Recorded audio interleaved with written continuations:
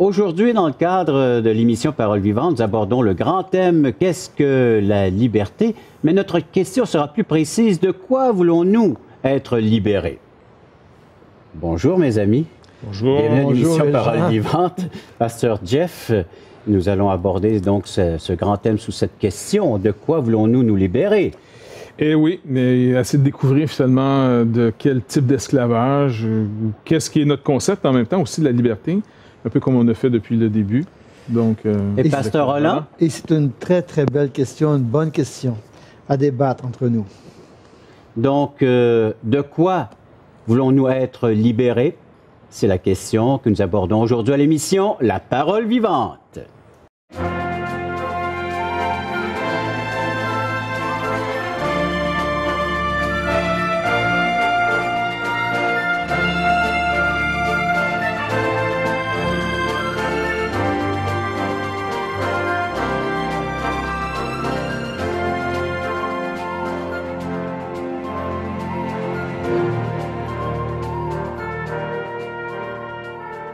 Un texte de la parole de Dieu. Vous pouvez toujours avoir Bible en main et puis un bloc-notes, crayon pour prendre les références. Galates chapitre 5, verset 1. Paul doit confronter parmi les chrétiens de son temps, et encore aujourd'hui, malheureusement, qu'est-ce que la véritable liberté? Et il nous le dit au verset 1, c'est pour la liberté que Christ nous a affranchis. Demeurez donc fermes et ne vous laissez pas mettre de nouveau sous le joug de la servitude. De quoi voulons-nous être libérés, chers amis? De quoi est-ce que cette société se plaint? avec Pasteur Roland, de quoi tu veux être libéré? Nous, on est libre, là. Mais... Je te dirais que, Jeff, j'aimerais bien être libéré de moi-même. De moi-même. De moi-même, de mes intérêts propres, de mes passions, même ma vision du monde, ma conception du monde, ma culture, pour être vraiment vivre pour Christ et produire les œuvres de Christ. Actuellement, je suis dans ce monde, dans ma culture, un consommateur de cette culture, quelqu'un qui vit et qui pense selon cette culture. C'est-à-dire, nous aspirons à la liberté, à la vraie liberté, mais quand nous regardons de plus proche et nous mettons à réfléchir, c'est que l'homme moderne n'aime pas réfléchir, mais quand nous commençons à réfléchir, on voit très bien de quoi nous sommes faits. Et nous sommes fragiles. Mais c'est un bon point, le point de savoir de quelle culture on vient, et puis à quel type de liberté on veut atteindre, dans le sens affranchi de quoi. Et puis, le Seigneur nous parle de péché, donc c'est un terme qui est vraiment pas populaire aujourd'hui. Mais si on veut le définir, qu'est-ce que le péché pour Dieu? Un, c'est de ne pas lui faire confiance, de ne pas le croire lui. Mais si je ne crois pas en lui, qui est à la source d'une motivation, hein, d'une source de vie, eh bien, finalement, j'ai cru autre chose. On ne peut pas croire. On croit quelque chose, bien ou mal. Et je pense que c'est de ça que tu nous rappelles, le danger, finalement, où le chrétien réalise. Il vit dans un siècle, c'est imposé. Ce qu'on a dit, on agit selon ce que nous pensons. Ouais. Nous parlons et nous faisons les choses selon ce que nous pensons. Mais qu'est-ce que nous pensons? Et Dieu, justement, veut renouveler notre intelligence en disant, vous vous trompez lorsque vous cherchez ailleurs que chez moi. J'ai la vérité et je veux vous enseigner, je veux vous rendre libre. Mais si vous pensez que votre système de valeurs, votre système de pensée est en relation avec moi, vous vous trompez, est en relation avec votre monde, avec l'homme. L'homme, là, au début de l'humanité, a tourné le dos à Dieu, a fait une cassure avec Dieu en disant « je veux suivre ma propre voie ». L'homme, en Adam, est toujours l'homme d'aujourd'hui, celui qui se bat avec Dieu pour dire « Dieu, j'ai ma place, j'existe et je veux exister ». Et à ce moment-là, si l'homme n'a pas la sagesse que donne Dieu, de se dire « Oui, Seigneur, parle et j'écoute ». Mais l'homme dit « Seigneur, parle, mais j'aimerais t'expliquer comment tu devrais penser. » Mais si on regarde le texte que tu nous as lu, Pasteur Régent, on voit finalement qu'on tombe facilement dans les stéréotypes des types d'esclavage. On peut parler, par exemple, Paul va parler ici des œuvres de la chair. Ça, c'est un esclavage qui est humiliant. Celui de l'idolâtrie, la magie, les inimitiés, les querelles, les jalousies, les animosités, les disputes, les divisions, les sectes, l'envie, l'ivrognerie, l'excès de table et choses semblables. Je vous le dis d'avance, comme je l'ai déjà dit à ceux qui commettent de telles choses, n'hériteront point le royaume de Dieu. OK? Donc, ça, c'est un type d'esclavage que la plupart des gens trouvent une forme d'humiliation. On aimerait bien dégager de tout ça ici. Oui, je ne crois pas que les gens désirent vivre de la sorte, mais ça fait partie du comportement humain. Exactement. On a hérité de quelque chose ici. Mais on oublie aussi une autre forme d'esclavage que Paul condamne, parce que ça, c'est en deuxième partie de sa lettre. Quand il parle, c'est pour la liberté que Christ nous a affranchis, demeurez donc fermes et ne vous laissez pas mettre de nouveau sous le joug de l'esclavage ou de la servitude. Il parle, entre autres, d'aller se faire circoncire pour entrer dans un rituel religieux. Exact. Donc, autant la religion que l'homme se fait, que les déboires, si on peut dire, de nos natures qu'on essaie de contrecarrer pour... parce qu'on sait que ça... Je sais pas, moi, on en prend l'ivrognerie ou les excès de table, qui sont les orgies de l'époque, c'est plus que juste manger trop. Mais même manger trop, on sait que quelqu'un qui mange trop endommage terriblement sa santé. Oui, exact. Mais ces choses-là, finalement, déclenchent des convoitises. Celle d'une approbation. La religion est autant on doit être affranchi de la religion qu'on doit être affranchi des effets secondaires qu'on n'aime pas. On dit toujours qu'on a deux ennemis. Deux grands ennemis. Nous t'écoutons. Non! Quoi? Je dis pas toi. Non, merci, d'accord. Je dis que nous avons deux ennemis. Oui. Je vous garde pas. Non, OK, bon. On est juste deux. On a deux ennemis. Le premier, c'est notre cœur. OK. Notre cœur avec ses passions. OK? Notre cœur qui est tortueux. Notre cœur qui a ses propres raisonnements. Notre cœur qui veut vivre à sa façon. OK? En dehors de Dieu. Ça, c'est notre premier ennemi. Notre deuxième ennemi, c'est comme tu dis, c'est notre système religieux ou notre façon de réfléchir la relation avec Dieu. Dans ce cas ici, les gens disaient « Oui, mais tu dois te faire circoncire parce que ça venait de l'ancienne loi. » Et le problème de l'homme, c'est de trouver sa place pour gagner la faveur de Dieu quand Dieu est déjà favorable pour celui qui est en Christ. Dieu est déjà favorable. Dieu est déjà avec nous. Et à ce moment-là, il dit, celui qui dit qu'il y a une autre façon de venir à moi que celle de Jésus-Christ, par les œuvres, par la religion, par la bonne façon de penser ou de vivre, vous vous trompez. Ce n'est pas la base de la foi et ce n'est pas la base de la vie, de la relation que j'ai avec vous. Vous devez tout simplement vivre cette vie par la foi et en raison de ma relation avec vous. Et c'est un message que vous pouvez tous découvrir en lisant la Bible. Et si vous n'avez pas de portion des Saintes Écritures, nous vous l'offrons tout à fait gratuitement sur un Nouveau Testament, un Évangile de Jean.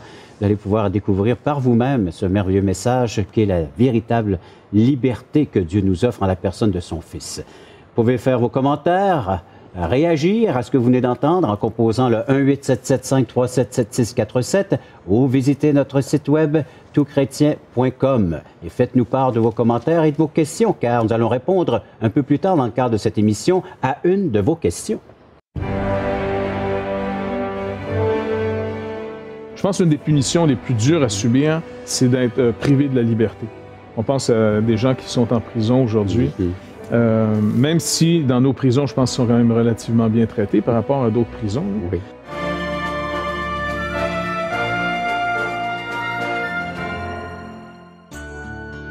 Vous êtes invité à assister à l'un de nos merveilleux déjeuners de l'espoir. Un déjeuner causerie gratuit partout au Québec. Vous pourrez y entendre le témoignage de vie transformée par l'amour de Dieu. Pour connaître et savoir où ont lieu ces déjeuners, appelez-nous maintenant en composant le 1-877-l'Espoir. 1-877-537-7647. Ces déjeuners sont offerts gratuitement. Bienvenue à tous!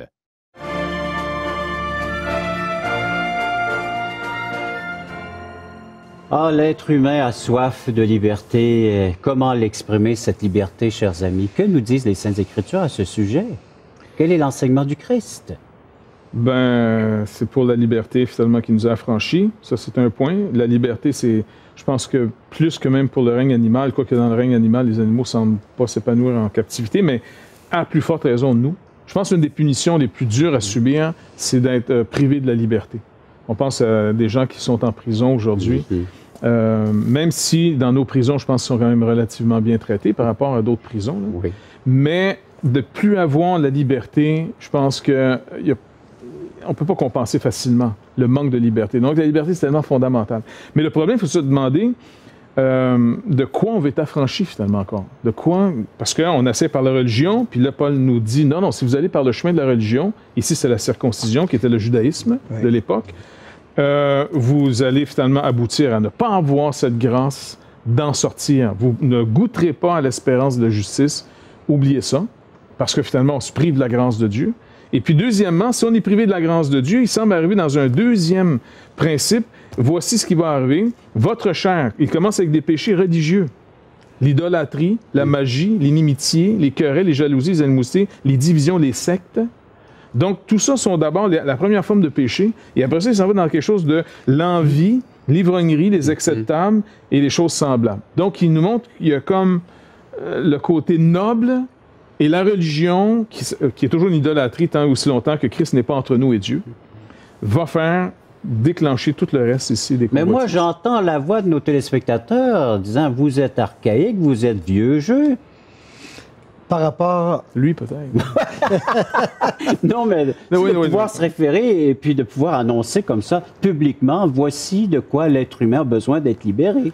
Actuellement, je dirais que l'être humain a besoin d'être libéré de lui-même. On se répète, mais c'est fondamentalement ça. Si je pense qu'en moi, j'ai la capacité, l'intelligence, la sagesse de vivre en homme libre, Jésus et Dieu le déclarent, c'est non la réponse. C'est clair, c'est non. Mais l'homme ne veut pas croire à cette parole. L'homme veut croire en lui-même, veut croire à ses pensées, mais ne veut pas croire à cette parole. Pourtant, Jésus est venu nous libérer de l'esclavage.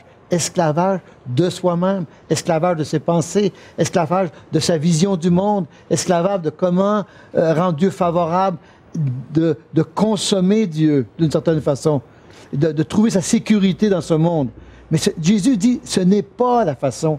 Vous avez beau aller vous faire circoncire, obéir à la loi, ce n'est pas la façon. Vous avez manqué votre coup. La religion ne peut nous libérer. C'est un langage dur, les amis, que nous retrouvons dans les Saintes Écritures, parce que Dieu parle d'esclavage et il dit qu'à tout être humain, vous êtes esclave de quoi que ce soit de nos propres pensées, de notre propre convoitise, notre propre manière de vivre, ou soit on est esclave de ce qu'on voudrait même pas, c'est le pouvoir du péché. On est esclave de cela. Le mal qu'on voudrait pas faire, on le fait. On voudrait faire du bien, mais on ne peut pas. Et ça, c'est Paul qui crie dans l'Épître aux Romains, qui dit « Malheur à moi, qui me délivrera de cette puissance, de ce que je ne veux pas accomplir? » Et le Seigneur va dire « Devenez mes esclaves. » D'où là, c'est ça, c'est mes serviteurs, là, dans le terme grec, c'est devenez mes esclaves et là, vous serez réellement libres. C'est tout.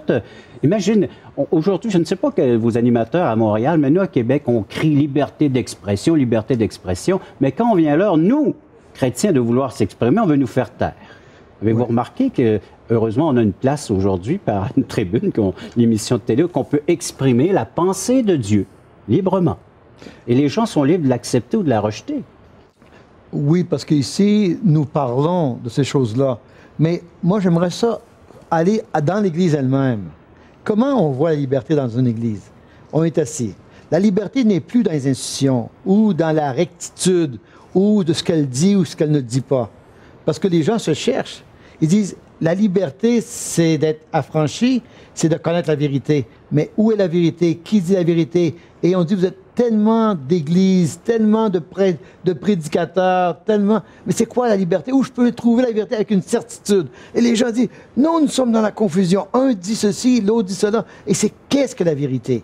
Fondamentalement. La vérité absolue. La vérité absolue. Mais les gens ne croient plus qu'il y a une vérité absolue. Les gens ne croient plus même que ceux qui disent qu'ils vont parler de la vérité, ils disent, oui, cette vérité, peut-être, mais j'ai besoin qu'elle devienne ma vérité. Et à ce moment-là, mais ce type de pensée-là, ça n'amène pas la personne à une transformation. Parce qu'il faut absolument que la personne reconnaisse que Jésus est la vérité. Il faut qu'il vienne à lui, il faut qu'il soit instruit par l'Esprit. Sinon, il y a un combat continuel, il y a des luttes intérieures dans le cœur de l'homme. Et ces luttes, c'est sûr et certain que c'est la chair qui va mener cette lutte-là. C'est un système, la chair, qui régit notre manière de conduire. Peut-être on pourrait essayer de voir au retour le carburant de cette chair, que la Bible appelle la convoitise. Exact. Et puis on va essayer de voir comment le Seigneur peut venir produire cette liberté en prémisse, qui va être totale à la résurrection. Mais pour l'instant, comment en prémisse je peux commencer à goûter cette liberté pour laquelle je suis affranchi? et ça doit toucher la convoitise. Et c'est la question à laquelle nous allons devoir répondre à la toute fin de notre émission. C'est la question qui nous a été posée par monsieur et madame tout le monde. Comment puis-je, pourquoi ces abus dans ma vie? Pourquoi est-ce que ce comportement à laquelle je fais défaut, comment je peux y remédier avec toutes ces convoitises? On regarde ça en revenant après cette pause. La parole me dit, tu ne convoiteras point. Quand le commandement est arrivé, tu ne convoiteras point, il dit, le péché a pris vie en moi par le commandement. Et je me suis mis à convoiter.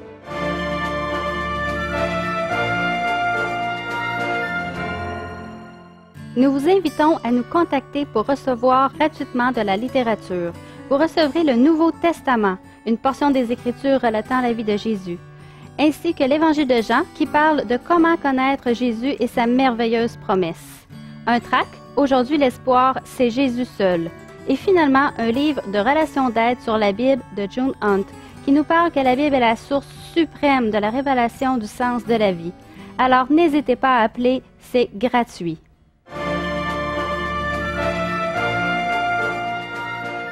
Comment se débarrasser de toutes ces convoitises qui nous harcèlent, qui nous démolissent, qui nous détruisent? En passant, c'est la question que la personne nous a posée. Elle est aux prises avec certaines formes d'esclavage. Comment couper ces liens? Comment pouvoir être libre, donc? Certains ont déjà dit que le meilleur moyen de résister à la tentation ou de délivrer de la tentation, c'est de succomber. Mais je pense pas que c'est une bonne solution. Surtout avec deux autres patients autour de moi, c'est pas la solution. C'est un grand risque. Oui. Oui. Non, mais en réalité, certains ont cru ça. Et il y a, dans cette fausseté, dans cette manière finalement de se moquer un peu de l'épreuve, il y a quand même une forme de vérité.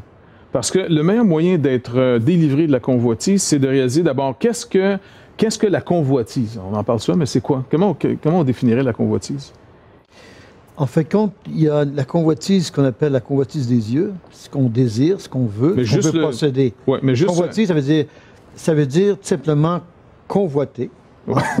Grand mot. Ça nous aide. Ça nous aide. Ouais. La convoitise, c'est on convoite avec une passion, avec ardeur. Oui, mais le désir. Quel est le propre de ce... Est-ce que c'est un désir disproportionné? Pas sûr. On peut avoir un désir intense pour Dieu qui prépare. La convoitise, je sais que vous le savez. C'est de posséder ce que l'autre n'a pas. C'est de vouloir ce qu'on n'a pas le droit d'avoir. C'est ça. OK, donc c'est motivé par cette impression que j'ai pas le droit de l'avoir. Je sais pas, moi, quelque chose de défendu est plus attirant que quelque chose de permis.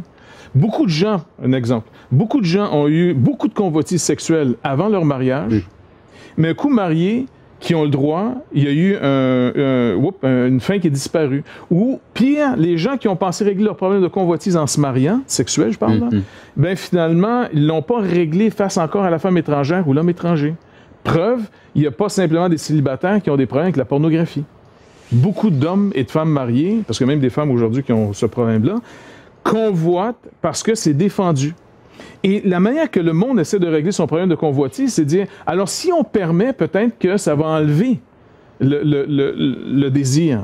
Et on baisse les tabous de plus en plus. On veut s'expliquer les choses, croyant que si j'enlève le défendu, je viens d'enlever finalement ce qui motive. Ce qui n'est pas nécessairement vrai. Mais pour nous, comment on peut être affranchi de ces désirs? Parce que Paul dit...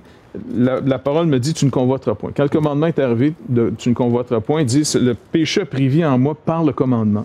Et je me suis mis à convoiter. OK? Donc ça, c'est le principe, je pense, sur lequel il faut travailler. C'est exactement là où Paul veut nous emmener dans Romains 6, hein? Cette convoitise. Il dit, verset 7, il dit, celui qui est mort est libre du péché. Or, si nous sommes morts avec Christ, nous croyons que nous vivrons aussi avec lui, sachant que Christ, ressuscité des morts, ne meurt plus, la mort n'a plus de pouvoir sur lui. Et ça, c'est un troisième aspect que souvent on oublie de parler, mais la mort, il y a une servitude dans la mort. Elle nous rend esclaves d'une manière de vivre, d'une manière de penser que le Seigneur est venu accorder une victoire. Il dit, le péché n'aura point de pouvoir sur vous, puisque vous êtes non sous la loi, mais sous la grâce. Et là, il va parler de cette délivrance que lui-même a dû obtenir de la part du Seigneur, parce qu'il était aux prises avec les convoitises. Si on prend la convoitise que produit la mort, c'est tout ce qu'on va mourir. Maintenant, quelle est la convoitise que la mort produit? Bien, on convoite la vie. On veut vivre. On ne veut pas mourir. Même quelqu'un qui est désespéré et qui veut finir avec cette vie, c'est pas avec la vie, je pense, qu'il veut finir. C'est avec la douleur, avec le désespoir. On veut vivre autre chose en vie. Parce que l'être humain veut vivre. Ouais. Et qu'est-ce que, d'après vous, parce que Paul ici condamne la religion. C'est quand même drôle que le pasteur parle de condamner la religion, mais qu'est-ce que la religion nous déclenche ou nous fait... Qu'est-ce que la religion nous a fait convoiter en réalité? Une sécurité. La sécurité. Un peu plus... OK. Dans ce sens que la religion, elle est là pour nous donner, de former un lien entre Dieu et nous. Okay, nous relier à Dieu. À nous relier à Dieu. On cherche avec la religion... Oui, elle nous cherche avec la religion d'avoir cette relation avec Dieu, la vie éternelle, une bénédiction, la paix, faveur, la sécurité, le soutien de Dieu dans notre vie. Donc c'est ça la religion. C'est ça. La religion nous amène finalement à convoiter cette paix qu'on pourrait avoir avec Dieu, il s'est bien disposé à notre égard, il est plus menaçant, ça y est, de notre bord. Ça, c'est ce que on essaie de... Et Paul va donner une autre solution que la religion. Et puis je pense que c'est là-dessus qu'il faut vraiment capitaliser, parce que ça, c'est le commencement. Si je trouve cette source, alors je me détache de deux convoitises. Deux convoitises qui harcèlent ma vie continuellement. Celle de l'éternité, celle de la mort, donc celle de convoiter la vie que Dieu seul peut donner. Puis la deuxième, qui suit celle-là, les bios de la vie, donc les besoins de la vie qui sont au fond définis par tout le reste, l'ivrognerie, les excès, les divisions. Dans Galates chapitre 5. Entre autres, oui. Donc, on va garder un dernier volet à cette émission pour apporter et développer ce point. Mais juste avant d'inviter nos téléspectateurs à se joindre à nous d'une façon encore plus particulière, c'est-à-dire en visitant nos sites web, entre autres toutchrétien.com, vous pouvez nous faire part de vos commentaires, de vos réactions ou via le téléphone 1-877-537-7647 et tout en vous précisant que ces services sont offerts tout à fait gratuitement. Avoir la paix avec Dieu, si je peux le charmer, le séduire, l'avoir de mon bord, lui donner ce qu'il veut. Donc, la religion, c'est de rester en guerre, au fond. J'ai pas gagné mon combat, parce que je suis pas entré dans le repos.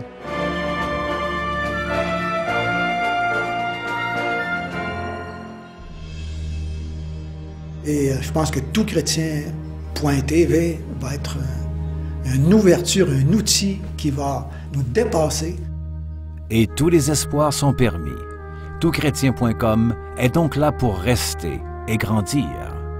Ce grand portail constitue en lui-même une plateforme unique d'études et d'échanges entre les chrétiens du Canada francophone et de la francophonie tout entière. Toutchrétien.com, un vecteur d'évangélisation unique au service de l'Église de Jésus-Christ. Pour les gens qui ont envie de vivre une relation avec Jésus-Christ, je crois que là, ils vont trouver quelque chose qui ressemble à leur temps et qui répond à des besoins de tous les membres de leur famille.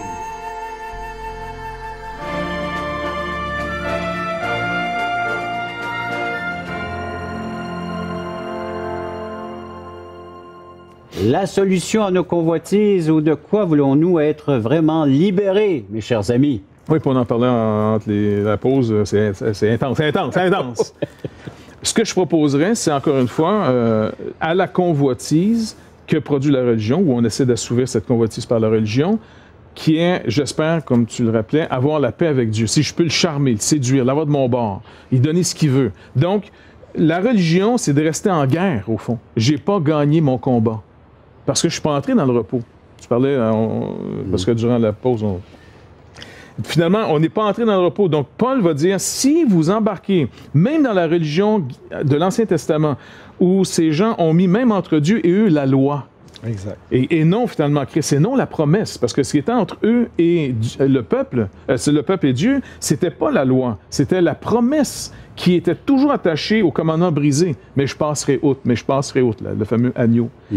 Ici, finalement, l'agneau est venu. Il a enlevé le péché. Et même l'accomplissement de la loi par le fait même. Exactement. Et la déclaration que nous sommes justes en Jésus-Christ. Donc, je vous lis le passage. Paul nous dit, « Vous êtes séparés de Christ, vous tous qui cherchez la justification dans la loi. Exact. Vous êtes déchus de la grâce. » Donc, on voit que c'est le terrain, non de la loi, mais de la grâce en Christ qui est la base. Pour nous, Paul parle ici, il représente finalement le croyant typique, pour nous, c'est de la foi que nous attendons, là on voit ici qu'il y a un aspect d'espérance, nous attendons par l'Esprit l'espérance de la justice. Non pas que moi je vais être capable d'atteindre cette justice, de la produire, mais que j'attends l'espérance d'une justice accomplie, celle qui est passive, celle qui est à mon compte, celle de Jésus-Christ, qui me libère maintenant d'essayer de devenir juste devant Dieu et qui va libérer l'aspect que tu nous avais parlé un peu plus tôt. Si je suis libéré d'essayer de devenir un juste, par la religion, par n'importe quoi, et que Jésus-Christ devient vraiment ma garantie, je suis libéré d'abord de la religion, parce qu'il dit, car en Jésus-Christ, ni la circoncision, ni l'incirconcision, en d'autres mots, ni une vie religieuse, ni même une vie anti-religieuse, en passant, ce que notre siècle essaie de développer pour s'affranchir. Exact. Religieuse ou anti-religieuse ne sont pas la solution. Circoncision ou incirconcision n'a de valeur, mais la foi qui est agissante par la charité. Et ça, c'est un verset, entre autres, que tu avais proposé, tu avais étudié et que tu avais enseigné dernièrement, je pense, à l'église chez vous. Hein? Oui. Donc, si j'arrête de vouloir devenir meilleur, qui est une forme de narcissique, une forme d'idolâtrie encore, une manière de dire « je ne crois pas que Dieu a vraiment fait la paix avec moi en Jésus-Christ. Moi, il va falloir que je le charme encore. » Eh bien, je ne pourrai pas me dégager de moi pour commencer à voir qu'il y a quelqu'un d'autre à côté de moi. Hein, c'est logique, non? Et je dirais que Dieu a fait deux grandes déclarations. Il en a fait plusieurs, mais il en a fait beaucoup. Tu vises bien deux souvent. Il a fait beaucoup de promesses. Okay, et Dieu est vrai en ce sens. Oui. Mais les deux grandes déclarations qu'il a faites à l'homme, si tu manges de ce fruit, tu mourras. Après, il a fait une autre grande déclaration en disant, celui qui croit au Fils a la vie, celui qui ne croit pas au Fils n'a pas la vie. Donc, c'est une question de foi et d'une nouvelle relation en Jésus-Christ que nous avons avec le Père. Et ça, c'est fondamental si nous voulons vivre. Sinon, nous sommes toujours dans la chair. Nous sommes toujours dans cette tension de vouloir plaire à Dieu, de vouloir se plaire. Il y a toujours cette tension dans la vie de tous les jours. Et à ce moment-là, il y a un texte qui est très clair aussi qui dit que Dieu a mis en nous l'Esprit afin que nous ne fassions pas ce que la chair veut. Hein, il y a inimitié entre l'Esprit de Dieu dire non à la chair. Par l'Esprit. Voilà. Parce que, puis je pourrais peut-être conclure juste cette partie-là, regardez, un verset que j'ai cherché tout à l'heure, la manière que Dieu va nous délivrer de la convoitise, c'est le verset 7 du chapitre 27 des Proverbes. Celui qui est rassasié foule aux pieds le rayon de miel. Mais celui qui a faim trouve doux tout ce qui est amer. Le meilleur moyen d'être affranchi, c'est d'être comblé. Et celui qui peut combler votre vie, c'est la personne de Jésus et son œuvre. Si le Fils vous affranchit, vous serez réellement libre. Merci de votre participation. Merci d'avoir été à l'écoute de cette autre émission de La Parole vivante.